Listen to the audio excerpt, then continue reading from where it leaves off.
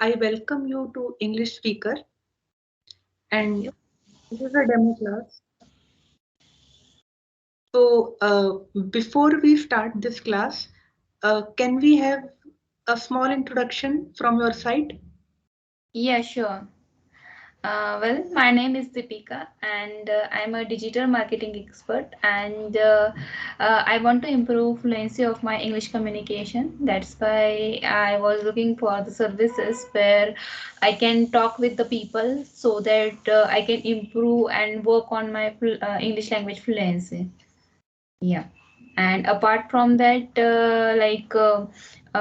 I used to daily communicate with my clients in English, and they are from out of India. They are like from Australia and UK regions.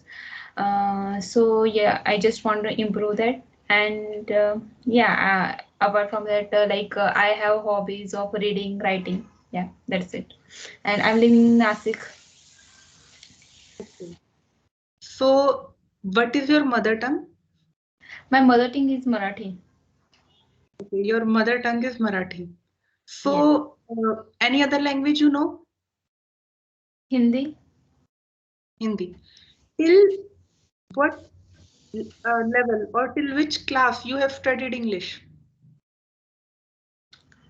I have studied English from my fifth grade Till till till graduation, post graduation, and even day to day life. The work communication is in English. okay. However, my question was that to which level you have studied English as a subject, as an As academic, okay, I right? think it was just up to 10th, 5th to 10th. Okay, sixth to 10th, right. So even after studying English more than 5 years, Mm-hmm. don't you think that or or where you think that things go wrong, or which or what was lacking in your English communication? I think from 5th to 10th, it was subject and it was just related to writing. There was no speaking. As I was from Marathi medium, so there was no scope of talking. Nowadays, students which are studying in convent or English medium, they have to speak in English language whenever they are communicating with their teachers or their friends. But that was not case with my in my case. That was not. Yeah. Actually, the academic English Mm-hmm. requires a different approach, and the speaking English requires a different approach. Exactly. Yeah. Uh, while we focus on,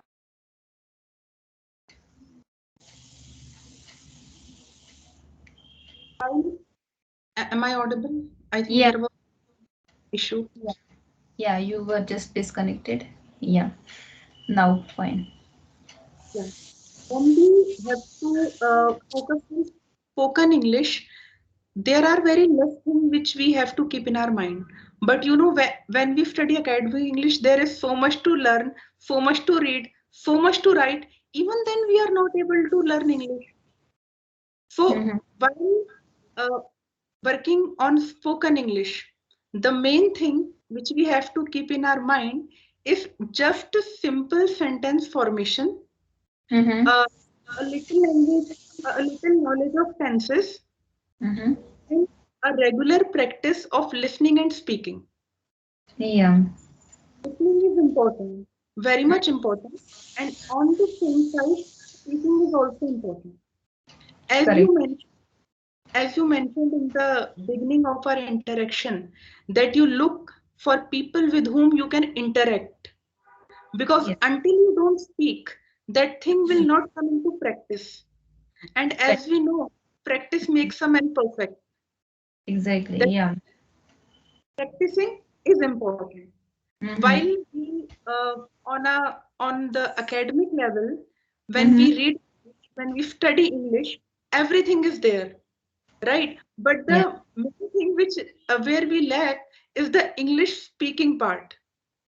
Yeah, I think at that point there was no as such a requirement of talking, so we didn't focus on the talking part as well. I mean, we were just preparing that for as a subject. Like I have to just read these and these things, and I have to clear up my exams. So that was the motive behind. I mean, that was the part of that study. There was no any interaction related to part, or I mean, there were no any lectures, or I didn't have to give any speech. So I wasn't prepared for that. But when we come to into the business, or whenever we start working, at that time we found that yeah, there is a requirement of fluency. There is a requirement of growth skills as that. So we try to work on that. Even it was fine in my case when means I was not actually working on it. I was thinking like, yeah, it's okay. There are no problems if we are not communicating well. I mean, not exactly like that, but not as such importance I have gave earlier. Yeah. Okay, so you have not given importance earlier to English speaking, right? Yeah. Right. Uh, I think we all live in the mentality that we know English, we understand English, so we can speak English also. Mm-hmm. Yeah. But whenever the situation comes, Mm-hmm. time comes, or we know that a moment comes when we are not able to speak English as fluently. And here I want to tell, fluency doesn't has any relation with the speed which we talk. Some people speak very slowly, some people speak very fast, but fluency means that how efficiently you are able to put forward your Mm-hmm. then in such a way that the person who is sitting next to you or with whom you are conversating is able to understand properly, and you Yeah. are not facing any problem to uh, you can say to convey your thoughts in a clear manner. Right. Yeah. Can you Sorry, I didn't hear you. Your uh, voice is very there low. was uh, there was some voice issue. I think that was due to network. Mm-hmm. Okay. Okay. Now it's fine. It's fine. Okay. So I was just saying that speaking English is like okay, whenever we have to do something, first we think about that. Hmm. If I say, if I say to you that uh, pick up a ball, so first your brain will think about picking up that ball. A neural signal will go to your hand, and you will finally pick up that ball, right? So Right. action comes after the thinking process. Right. Output comes after the input, Hmm. right? So speaking English is an output process, and thinking English is an input process. Right. You will be able to gain fluency over English only when you start thinking in English. Yeah. Okay, in your day-to-day life, in which language you think?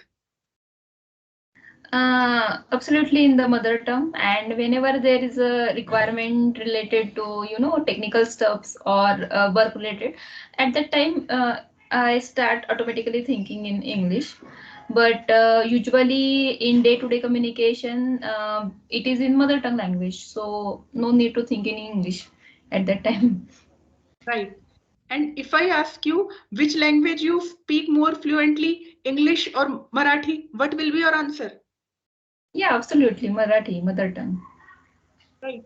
So the thing is, the main thing which I think that Mm, it is important for learning English or say for speaking English is to start thinking in English. right. Or Yeah. if you have some problem in directly thinking in English, you can start with first thinking in Marathi and Mm, then translating it in English, Mm-hmm. thinking about it, the same sentence in English. And Right. slowly you will notice that as you have started thinking in English, Mm-hmm. that thing automatically comes in your speaking also. Correct. And you will reach to a level where you don't have to speak in Marathi to translate it into English. You will directly think in English. Mm-hmm. Directly speak English. Mm-hmm. Uh, Okay. So, something you want to tell about your hobbies? Yeah, I like to read, write, and yeah, mostly I watch some YouTube channels as well as watching web series, TV programs. Yeah, and I also like to travel. I travel a lot. You travel a lot. Yeah. Fine. So, which type of places you like while traveling?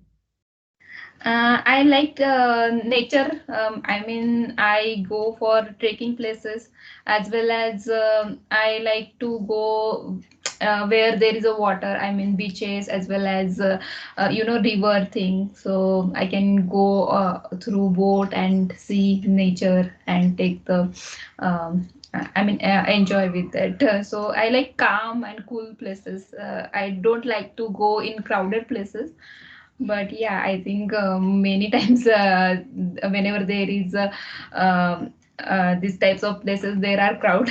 So yeah, but I usually find and explore those places there, where there is where I can connect with the nature, find some peace. Yeah. You have very diverse area of interest in traveling places. Uh, Actually, yeah, it's good because traveling also helps us to connect uh, with the place or with the world which is different from our regular world. Right. We are able to change in our environment, and change is necessary.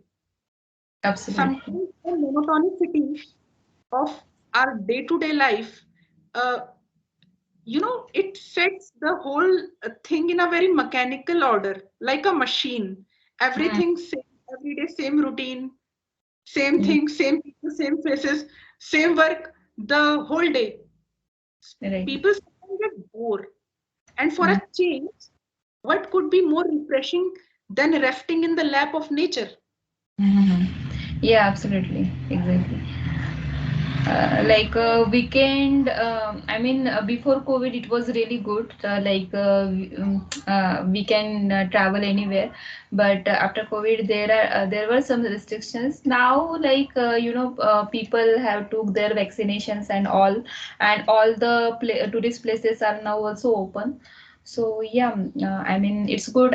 This change is actually necessary, otherwise to sit at home and 24/7 online thing is actually disturbing kind of thing. I mean, the people get mentally ill with that, and they don't find the connection with the nature as well as people.